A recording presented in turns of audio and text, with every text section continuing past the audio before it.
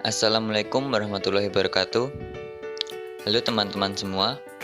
Perkenalkan, nama saya Patria Doni Gariska, NIM K8420058 dari Fakultas Keguruan dan Ilmu Pendidikan Universitas 11 Maret. Di dalam video edukasi ini, saya akan membahas tentang pendidikan karakter untuk generasi muda yang lebih baik. Nah, Indonesia adalah negara dengan kepulauan terbesar di dunia, dengan di dalamnya mengandung sangat banyak akan keanekaragaman, baik dari sumber daya manusianya maupun dari sumber daya alamnya.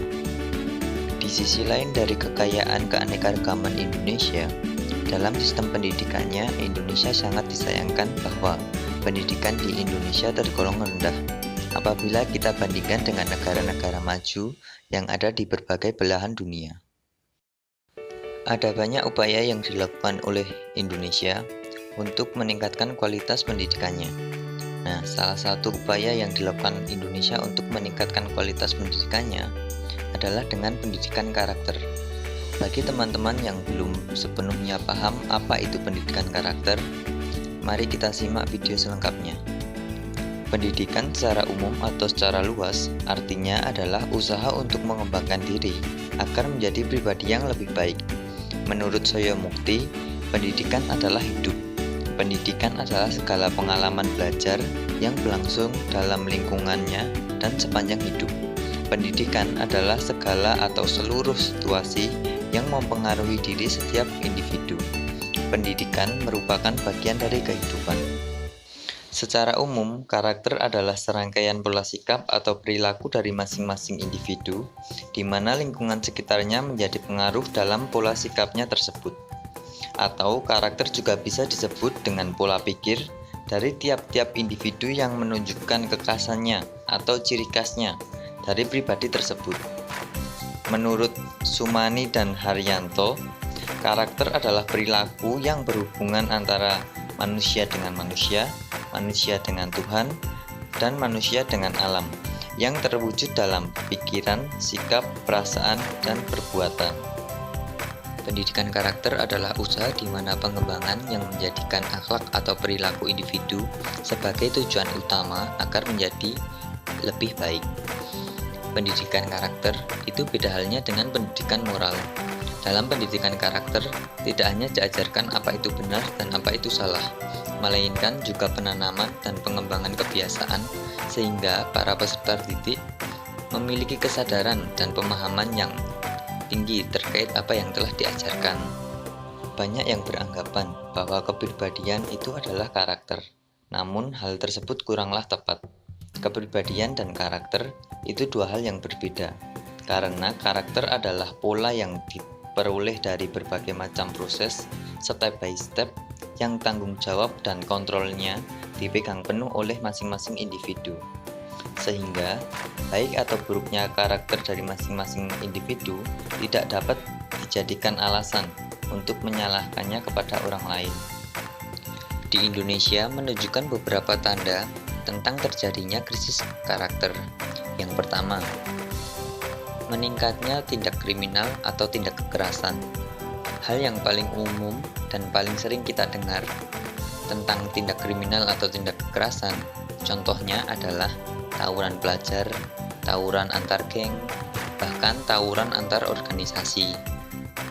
Yang kedua adalah penyalahgunaan teknologi.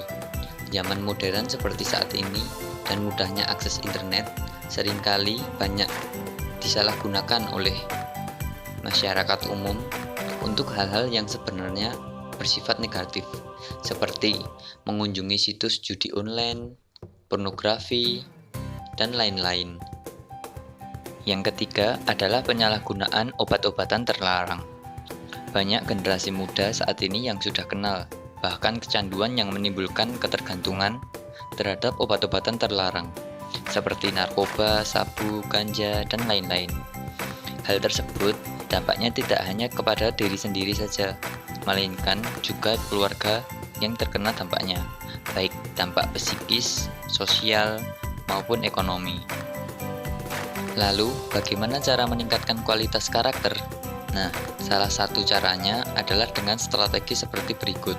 Yang pertama adalah pembelajaran.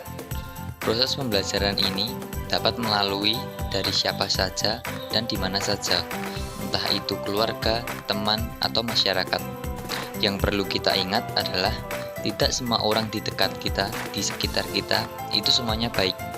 Jadi, yang harus kita ingat adalah kita harus menanamkan konsep pada diri kita, apa itu benar dan apa itu salah. Sehingga kita tahu mana yang baik dan mana yang buruk, mana yang boleh kita lakukan dan mana yang tidak boleh kita lakukan. Yang kedua adalah keteladanan. Maksudnya adalah contoh. Contoh yang berdampak baik bagi setiap individu. Seperti contoh yang diajarkan guru ketika kita di sekolah, contoh yang diajarkan orang tua ketika kita di lingkup keluarga, atau bahkan contoh yang berada di masyarakat, seperti bagaimana cara kita berbahasa, cara kita bertata krama, dan sebagainya. Yang ketiga adalah penguatan. Kemudian dari semua nilai-nilai tersebut perlu adanya penguatan. Yang perlu kita lakukan adalah mencari tempat untuk mempraktekannya atau mengimplementasikannya. Nah, tempat-tempat tersebut dapat kita mulai dari organisasi di sekolah, organisasi di masyarakat, bahkan di lingkup keluarga sekalipun kita dapat mempraktekannya. Dan yang terakhir, yang keempat adalah pembiasaan. Pembiasaan ini sangat berhubungan dengan sifat tanggung jawab dan disiplin dari masing-masing individu. Karena menurut penelitian yang pernah saya baca, membutuhkan waktu selama 3 minggu untuk menjadikan sebuah hal itu menjadi kebiasaan, dan membutuhkan waktu selama 3 bulan untuk menjadikannya sebagai pola hidup. Kemudian, tujuan dari pendidikan karakter adalah yang pertama, mengembangkan moral positif. Yang dimaksud dengan moral positif adalah sikap atau akhlak yang terpuji, yang mencerminkan dan mengandung nilai-nilai yang bermanfaat atau positif bagi diri kita maupun bagi orang lain. Yang kedua adalah sifat tanggung jawab dan disiplin. Kedua sikap ini sangat diperlukan untuk menjadi pribadi yang lebih baik, karena dengan tanggung jawab dan disiplin itu akan mempermudah dan memperlancar segala urusan kita. Yang ketiga adalah mengembangkan sikap jujur, mandiri, dan kreatif.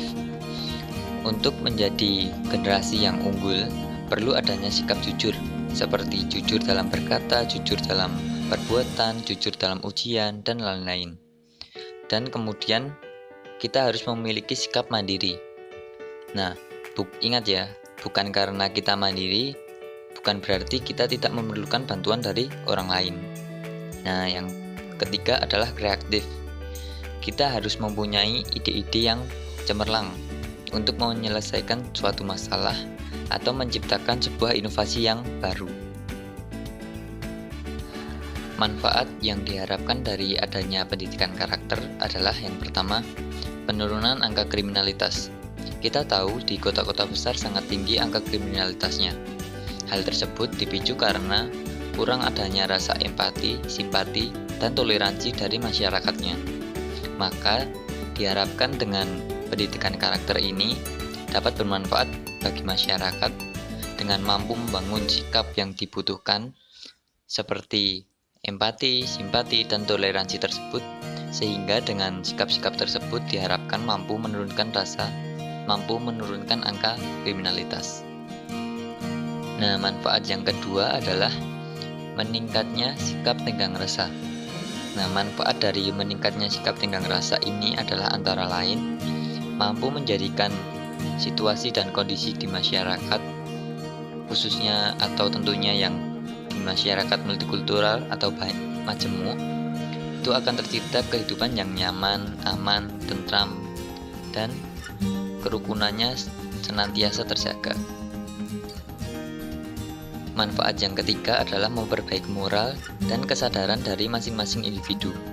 Sehingga apabila moral dan kesadaran setiap individu itu meningkat, otomatis sumber daya manusia di Indonesia kualitasnya meningkat juga. Sehingga diharapkan Indonesia mampu bersaing dengan negara-negara lain.